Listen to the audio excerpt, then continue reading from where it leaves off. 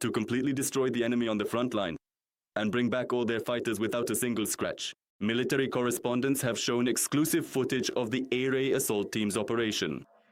The unit's command decided to avoid a frontal assault, instead effectively neutralizing and trapping the enemy using their digital command and control systems. How it happened in a joint report with Army TV. For 6 hours, he continuously hears voices behind him. All right, raise the camera along that upper tree line. Easy, easy now. Don't pull too hard.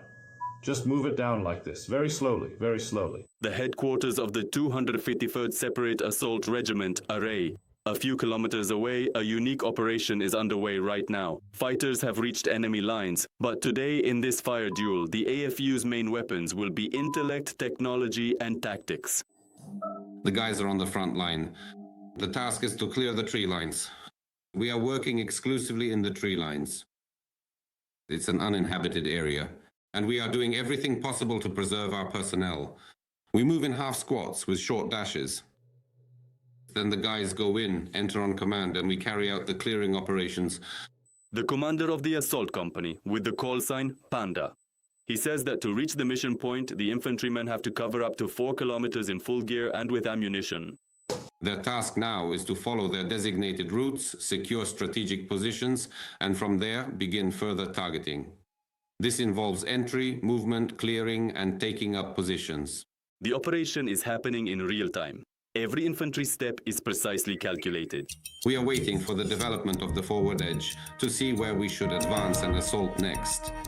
The spotters heard some footsteps, unfamiliar voices.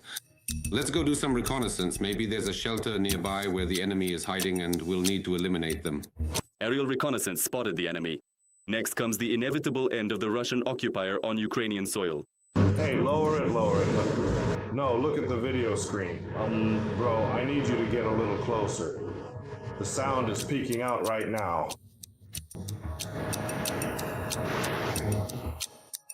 Stay focused. They're closing in. Let the guys get in there. Of course, don't make peace right now, because this situation isn't settled yet. Oh yes, that's exactly it. That's perfect. It's just like starving for something more. That's it. We are pulling out of here now. Today's operation is just part of the daily work of the Arey unit. The military says this tactic effectively reduces the number of Russian soldiers. Yesterday's assault was successful. There are 13 officially confirmed Russian servicemen now. We did all of this blindly. There was a very thick fog, which we are currently waiting for. Now we want to consolidate our success and keep moving forward. We're waiting for the right weather conditions to make a breakthrough. My guys, the Simyezhny units did a great job here, where they liberated 3 settlements. I won't name which ones right now. In stark contrast to Putin's invaders, for the Arey command, the highest priority is the life of a soldier, not territory, at any cost. The enemy will not destroy himself. He will not simply perish by himself. We have to go, kill, push them out, and drive them from the entire country. But everyone needs to understand that this is war. Unfortunately, there may be losses, but we try to minimize them. Our guys don't even go on the assault when we see that there are various personnel losses. Modern warfare isn't just about the number of shells. It's about speed, intelligence, and technological superiority. And the 253rd Arey Regiment has proven this once again. The Ukrainian army fights with intelligence. Ihor, I'd like to talk with you about the situation in the Pokrovsk and Kupiansk directions. Please tell us, as of right now, what their similarities are and in what ways they are different. The key similarity between them is that the enemy simply does not stop its active assault operations. Whether in the Kupiansk area, in the Kharkiv region, or in the Donetsk direction, assaults are taking place on a daily basis, and that is exactly what makes them similar. The fundamental difference between these situations lies in several key factors. First of all, the enemy has moved into built-up areas in the Pokrovsk direction, and there they are actively deploying an incredibly large number of their unmanned systems positions. However, in principle, the defense forces are fully prepared for this. And in principle, one of the main tasks of our unit is precisely the detection, precise locating, and the direct assisting of our forces. This involves targeting, making real-time adjustments, and ultimately destroying enemy UAV positions. There are already 10,000 hryvnias more in the account for your fundraiser. Friends, thank you to everyone who responded so quickly to this cause. To everyone who, for some reason, hasn't managed to do so yet, I urge you to join in to help repair vehicles that our fighters need to carry out their missions on the most active fronts of Ukraine today. Regarding tactics, the Russians have been at it for quite a long time. They are trying to improve their positions in the Pokrovsk and Kupiansk directions. But as we can see, so far this hasn't brought them the results they were at least hoping for. How are they trying to experiment with their tactics? How effectively are they learning from their mistakes, or are they learning at all? From what I see, learning is very difficult for them. That's the first thing. Secondly, to be honest, they are currently trying to introduce very little that is actually new, let's say, in their ongoing attempts at assault operations. Therefore, at this stage, their main tactical approach is infiltration by small infantry groups, utilizing high-speed motorized vehicles and buggies with which they try to reach their positions as quickly as possible. This involves armored groups.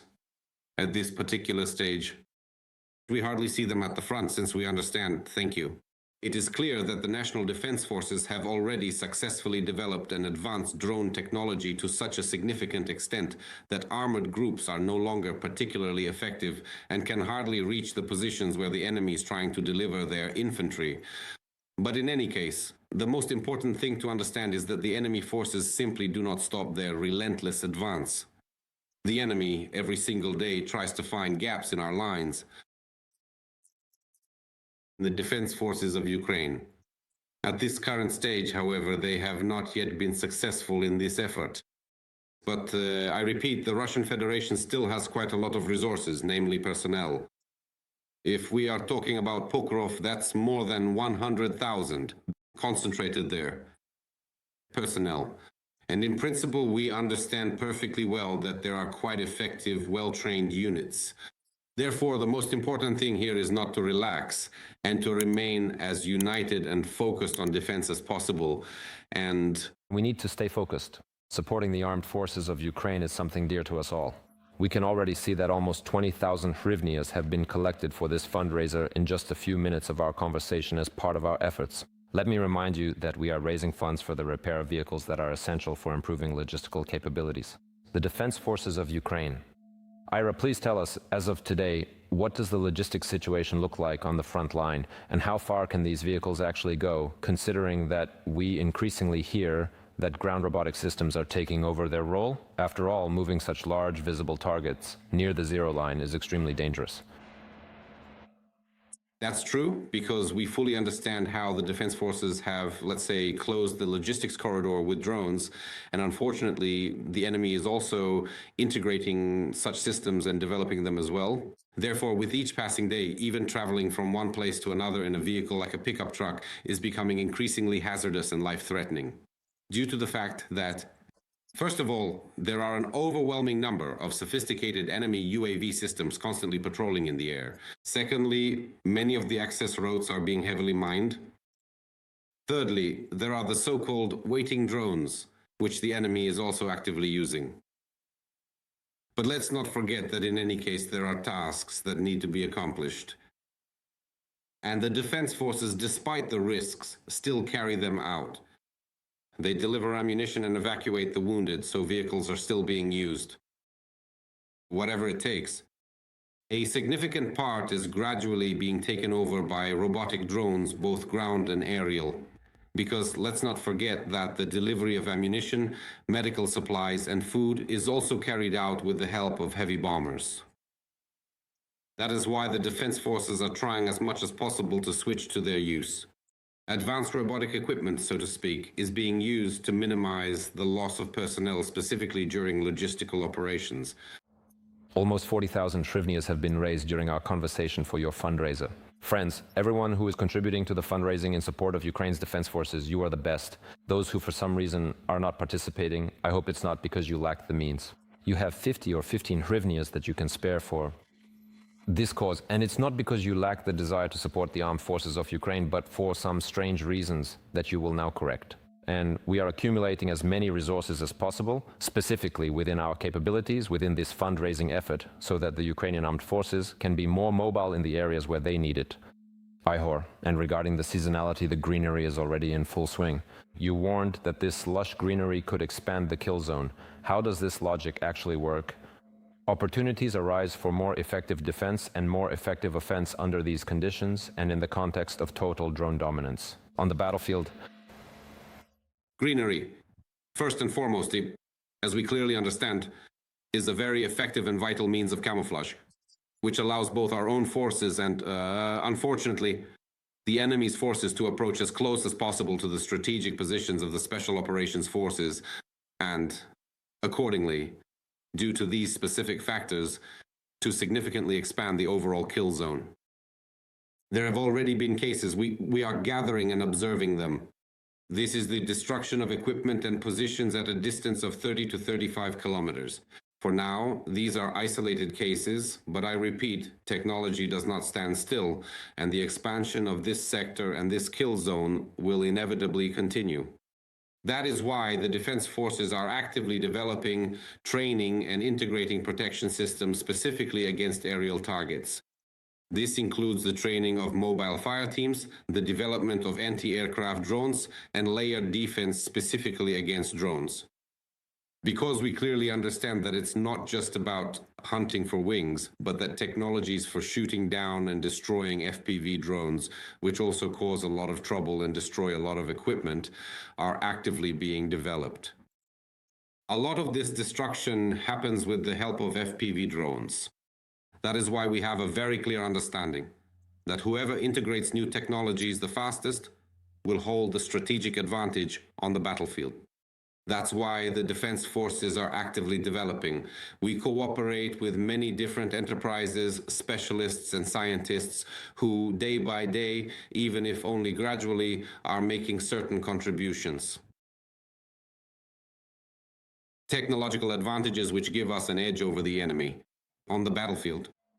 a strong connection between the rear and the front also gives us an advantage over the enemy, which is evident in particular in how many resources the rear accumulates and transfers to meet the needs of the front and within our own. With the collection, we already have close to 40,000 Shrivnias. We managed to raise enough for the repair of 2 vehicles, and we literally have just a minute and a half left to increase this amount. Once again, I emphasize 5, 10, 15 Hrivnias, everything that... It's better than just doing nothing and expecting that something will change. Ukraine is supposed to win by some magical means. Ukraine can only win thanks to the tremendous work done by all the people in this country. It's with these small steps that great things are accomplished. Ihor, I also want to ask you about the Ukrainian mid-strikes. We can see how this story is developing. Russian vehicles and military equipment are burning far away now, deep in the temporarily occupied territories of Ukraine, in places that used to be relatively safe territory for them as of today. Is there enough reason to say that this is already directly affecting how the Russians are fighting on the front line? Absolutely, because this is about cutting off. This brings us back to the previous question. This is about cutting off logistical routes. Logistical routes. It's not just about access to the front line. Logistical support zones, that's movement, let's say, over many kilometers, sometimes more than 100 kilometers away. A base from which the first vehicle sets out carrying something. Therefore, the successful destruction of any Russian military equipment at a distance of 30 kilometers or more is, of course, effectively severing and cutting off the enemy army's vital lifeline, preventing them from the timely delivery and supply of essential resources, be it ammunition, food, fuel, or even critical medical supplies. All of these strategic developments, of course, have a major impact on the enemy army. Firstly, there is the significant physical loss of equipment and personnel, and secondly, let's not forget the psychological aspect, which, let's say, has a profoundly devastating and lasting impact on the spirit of the occupying army. This is because they fully understand that there is not a single corner on our territory where they can feel even remotely safe or secure. And this, accordingly, is psychological pressure on them as well, and consequently, our guys, let's say, are very happy and become much more active when they see that things are being destroyed, even in the enemy's rear. There are a significant number of targets and a vast amount of resources, which, in principle, is gradually wearing them down. This affects the very first ranks and units who are fighting on the front line. We can clearly see that armored vehicles are scarcely being utilized at all now, because physically they are almost completely unable to reach the front lines anymore. Because as I said, if earlier they would spot it 15 to 20 kilometers from the line of contact and destroy it, now it's 30 to 40 to 50 kilometers. If I'm not mistaken, a couple of days ago there was a report that it was destroyed. 2 or 3 tanks at a distance of 70 kilometers from the line of contact, right at the repair base, most likely the enemy's. So the enemy is actively feeling the weight of these losses. It is slowly draining their resources. And all of this gives hope that Ukraine will definitely win this war. But will it happen as soon as possible? And lasting peace will come. But a peace that is truly honest and just, the kind that the citizens of Ukraine rightfully deserve.